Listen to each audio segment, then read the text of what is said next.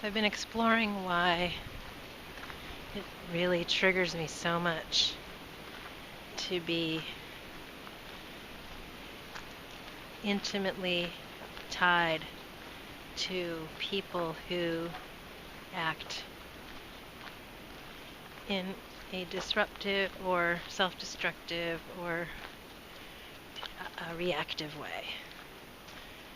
I mean, it's pretty codependent of me to be thrown off so easily by that. So it's like people close to me, like my family, my partners, or even sometimes even my clients. It's like it sort of drives my work, this desire to see change happen, to see improvements happen. And it's like a fine line between experiencing joy from that and being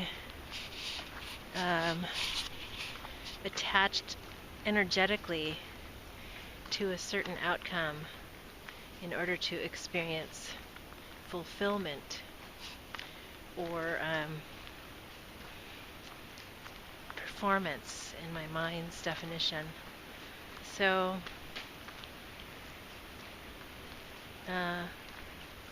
it's something to look at in terms of just being really honest about where my joy comes from and making sure that I'm feeding that before I do my work, and that it's from that place that I do my work.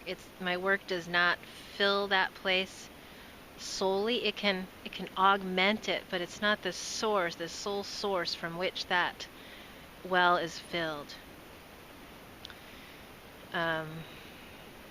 Because it's just when they're too tied together, it's the boundary issue and the self-care issue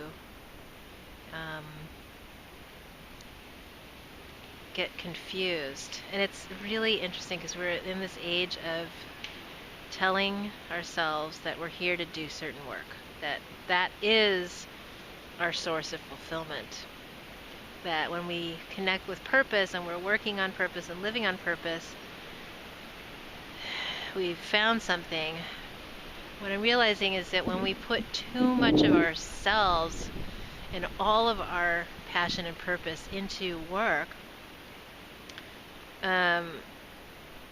it's a roller coaster, because everyone we work with is not going to have the outcome at the time that we wish for them, nor are we going to be always on and always magical and always at that peak. We're also kind of undulating in the flow.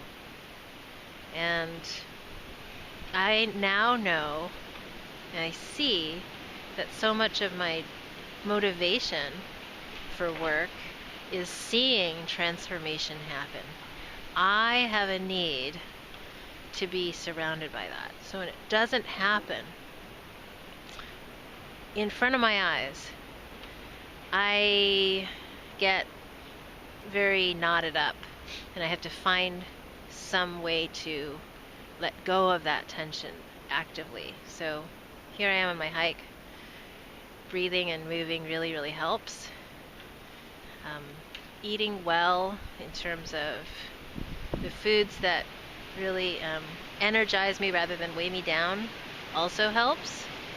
And then translating that into creating work that is a gift and an offering from my fullness without requiring someone to fill that for me.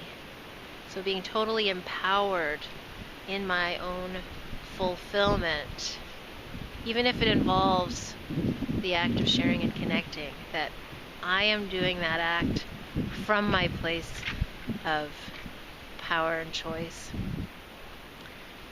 and that I can then enjoy whatever flows back from that as a gift.